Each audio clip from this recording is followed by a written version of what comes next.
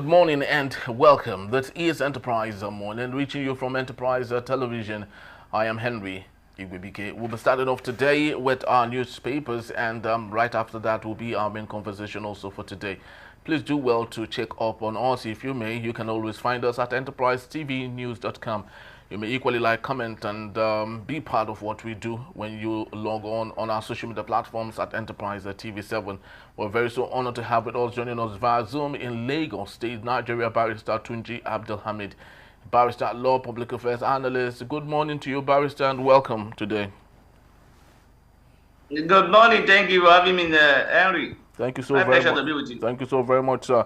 Now let's start off, Barrister, with one of the top stories making the rounds from the Vanguard newspaper this morning, and it's on Rivers State. Rivers reps invite sole administrator Abbas. Barrister, please, if you may, can you bring us up to speed? Because I do not know. I know for some time now we've had sole administrators during the time of Olusegun Obasanjo. But when you take a look at what Abbas is doing to Rivers State, it seems to us like he is no longer looking like a sole administrator, but a quasi owner of Rivers State, as it were.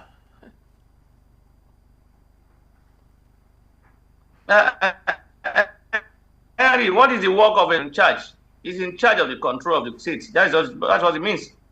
He's taking the place of the governor pending when the governor will come back, in line with what they have said. So if you are talking about administrator, whether as a sole administrator or administrator, whatever form, it's just a nomenclature.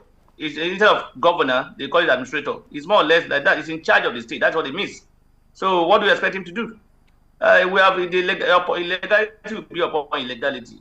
We have installed legality, and we continue to see legality. That's what we are seeing now. So for me, I've been saying it that I will still maintain that there is no provision in our law regarding administrator. So there is no what we are having in Rivers State today is an aberration. It's unknown to our system. It's unknown to our law in the democratic society. In a military administration, yes, is known. But in a democratic system or setting, it's not envisaged at all. It's not even, and that's why it's not a lacuna for people who would say there's lacuna in our law. There's no lacuna in our law. The constitution believe that we're in a democracy, and whoever that will be a leader must be elected. So, and that is why the constitution did not envisage that a sole administrator or administrator will be appointed, because it knows there won't be any need for that, because there will be people, there will be election, and people will be elected to be in charge. So, the issue of what he's doing is not. He has no book or any paper guiding him. The only person that is guiding him is the president. The president is the guidance, and probably again the National Assembly gave themselves now that they will be the one to oversight its function. Maybe they may also be his guidance. So he has no law to follow. He has no rule to follow. He has no regulation to follow. You cannot even hold him to say that he has breached any law, because there is no law that he's required to follow, because it's unknown to law. Wow, that's very unfortunate. Whatever he's doing. Yes, because I wanted to ask, because you said, yes, because you said our constitution did not envisage that we would have a sole administrator. Then if our constitution did not allow for that to be possible, why then are we exercising that in the first place and not looking for alternatives? I said it earlier. I said impunity. Impunity, lack of respect for the law. Doing things the way you like, or the way it favors you, or you interpret it the way you think. Anything that is not stated in the constitution cannot be done. But what we are seeing today is that it's allowed. People are interpreting it that way. Even the respected landed Sikh, who is the Attorney General, is also in support of it. That is normal. Is in line with the law. I am imagining the landed Sikh not being an Attorney General of the Federation today, that is outside the system. I imagine what you will be saying, whether you will be saying this. It's unfortunate that what we are seeing is an aberration, is a breach of the law, or breach of the constitution, or things that are not known to the law. So for me, for people that will say is the constitution, there's a lacuna. There's no lacuna. The constitution does not expect anybody that will become a leader in Nigeria will not be, in a democratic system, will not be elected. And that's why it is stated in Section 1, Subsection 2 of the Constitution, that the Federation of Nigeria shall not be governed, nor shall individual group of people take control of the Federation of Nigeria or any part thereof, except as prescribed by the Constitution. There is no prescription in the Constitution as to the sole administrator. So therefore, it's unknown to our law. That's actually very, very sad that we are practicing what is not in our Constitution. You see now that the administrator is there, is on his own. Like I said, he work only as directed by the president, and again as confirmed by them to themselves by the National Assembly. And that's why you see the National Assembly is inviting him to come and give them accounts. The people of Rivers State cannot even ask him for accounts because they don't even give he has no mandate. They cannot ask him for anything because they don't even know how he got there. So he has no responsibility, he has no duty to them. The only duty he owns to them, the only person he owns a duty is the president who appointed him. So for me, you can see that that is an aberration. So he will be going to the National Assembly to go and explain himself and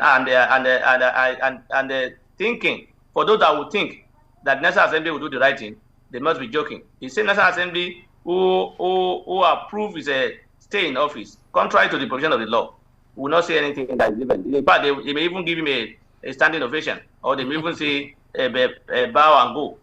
So I don't, and I'm even told that the chairman of the committee that will investigate him is a lawyer, lawyer supporter of Mr. Yeson Wike, the Minister of FCT. So you can imagine what is going. It's a script that has been written, and it's been played the way they want it to be played.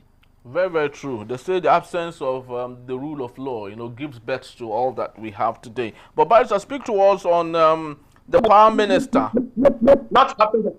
Sorry, not absence of rule of law. Absence of obedience to rule of law. Oh. There is rule of law. Okay. Don't let us miss it. We have rule of law. And at that time when people say we don't have law, we have law. What we don't have is obedience to that law. Whether people are obeying it or following it. That's what we don't have. It's not that we don't have the law. We have the law. The laws are there. But whether we are obedient to it is a problem. And that's what I think is our issue. Very, very true, Barrister. I truly do love that, your submission, absence of obedience to the rule of law. But let's talk about Prime Minister blaming past government for poor electricity supply. Barrister, if we must, give out blames, let's start from Olusegun Obasanjo, who had spent close to about 15 trillion naira, hoping that he would fix power. Do you think if Olusegun Obasanjo had fixed power at that time, do you think we would still be, going through the epileptic power supply that we have today in Nigeria?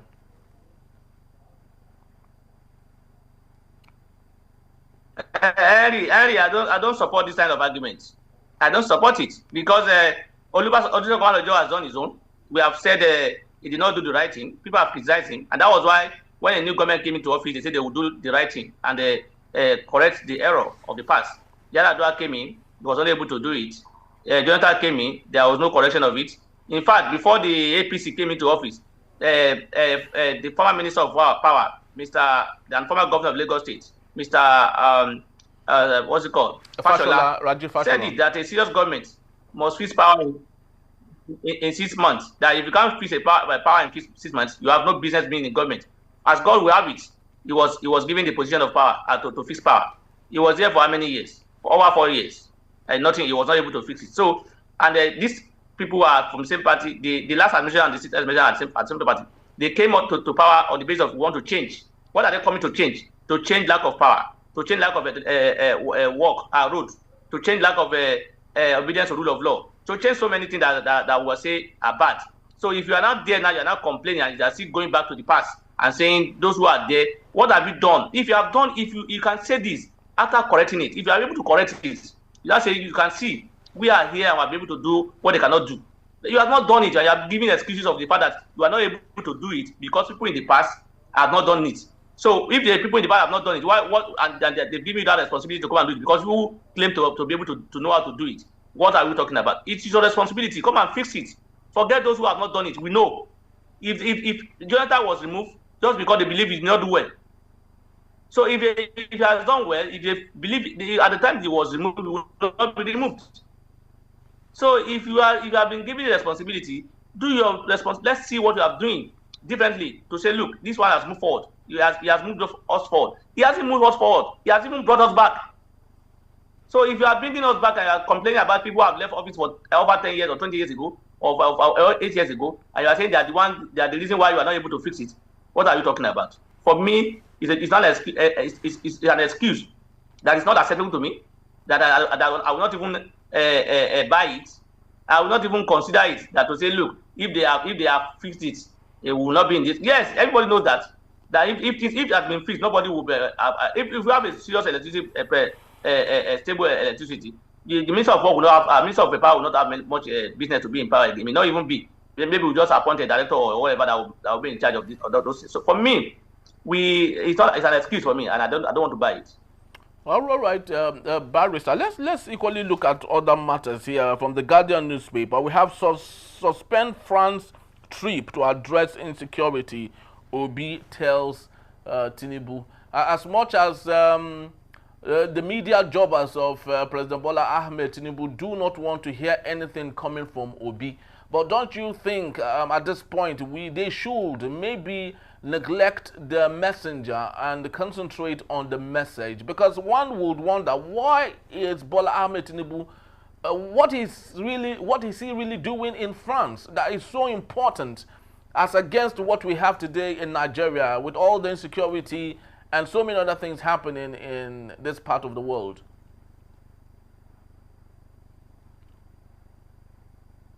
Yeah, he told her what he went to do. He said he was going for vacation. But he added working to it. So the major thing there is vacation.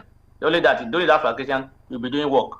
And just like the one he did yesterday, appointing a committee regarding census. So I think we know what he's there to do. What he's there to do is to relax. President is relaxing, he's enjoying himself, and you expect him to come and face and resolve crises that will not allow him to rest. On a serious note now, it's not fair that we have a president that have promised to fight security and ensure that there's security in the country, and we have a president that is the commander-in-chief of armed forces.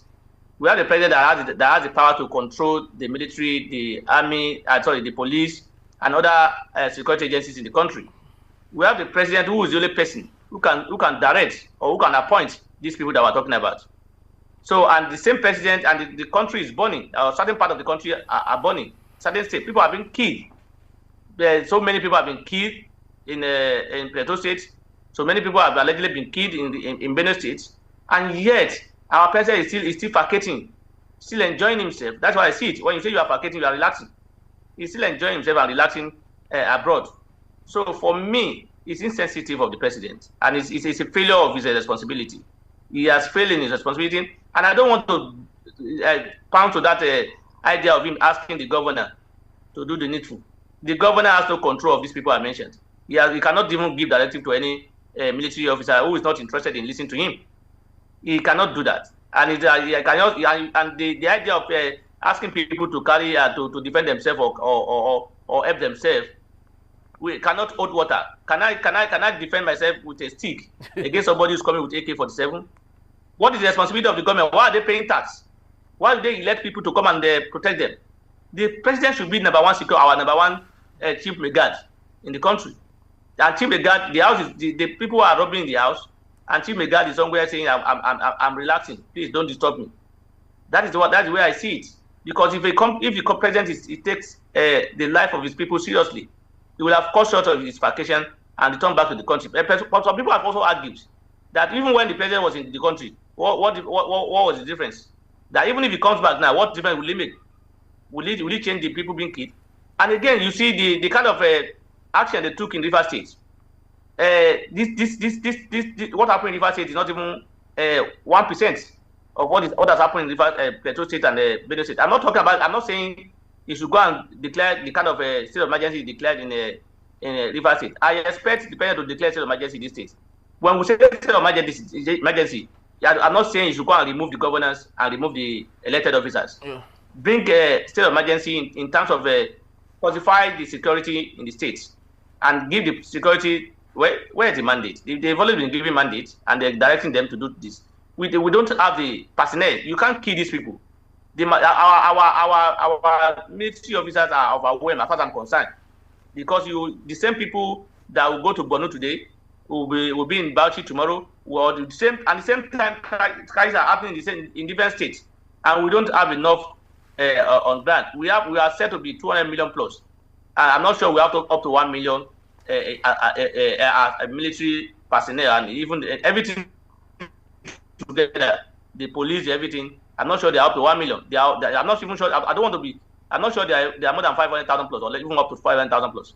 And you expect, and yet these are known to our leaders, and we are yet to do anything about it. And even the half of these people that we're talking about that are available, majority of them are with the VIP. So how do we expect things to happen? How many people have been punished? We are seeing this crisis. We are seeing those who are leading the fight, or as in terms of who have been made to be the leader to provide security, are still intact. No, there's no question to the police IGP. There's no question to the has not been questioned or queried the military, whatever they are. Well, anyway, the president is also at fault, so you cannot also query people that you have not done your own part. So as far as I'm concerned, it's failure of government as far as I'm concerned, and the president has not done enough to show that he cares for the welfare of the people. What happened in Rivers State? They declared state of emergency simply because they value economy value over the life of the people. So many people have been killed. Imagine, are you aware that no one person was killed in Rivers State before the emergency was declared? Yeah, one single person was not killed. Yeah. And even the what's it called? The pipeline vandalization they talk about was not even a serious one, because the owner even came out later. We are told that people came out later to say that it was caused by leakage and not vandalization. So for me, we play politics with everything, and that's why, and probably because there's no wiki in Plateau State, there's no wiki in Benue State, and that's why the president is not considering doing anything serious in those states. It's unfortunate that the president is not doing the right thing.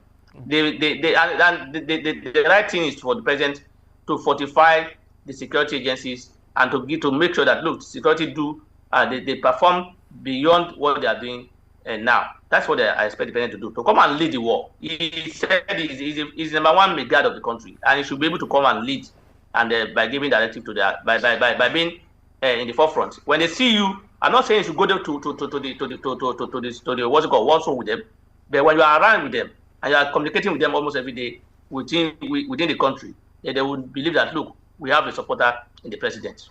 Very, very true, because this totally coincides with the tweet that President Bola Ahmed Tinubu did in 2014 against Goodluck Jonathan, when he said that the country has no president in Jonathan because he cannot control, what's happening in Plateau State. But right here before him is the same situation, and people are playing back the tape and retweeting what he had done in 2014. But of course, the president said he is not on social media, so he might not know or have no understanding of what we are talking about, unfortunately. Barrister, just before we let you leave, in 60 seconds, if you may, this is coming from the Punch newspaper. Should Nigerians be excited? They say 800 naira per litre petrol cite as all prices fall. This dwindling here and there, do you think that is good enough for our economy? Because people cannot plan. When fuel is sold for 960 this week, next week they'll tell us it's going to be 800. Another week is going to be 850. Do you think it's possible for us to plan with this fluctuation here and there? Barrister, are you there? All right, I think we lost Barrister there. But of course, we just have to let it slide for now. And hopefully when he joins us, we can continue on that. But that's just our take for today on this particular segment of the show. And when we return, Akwa Ibom State Governor Pastor Omor Eno declares his support for Tinubu's second term. It's still Enterprise Morning. Please don't go anywhere.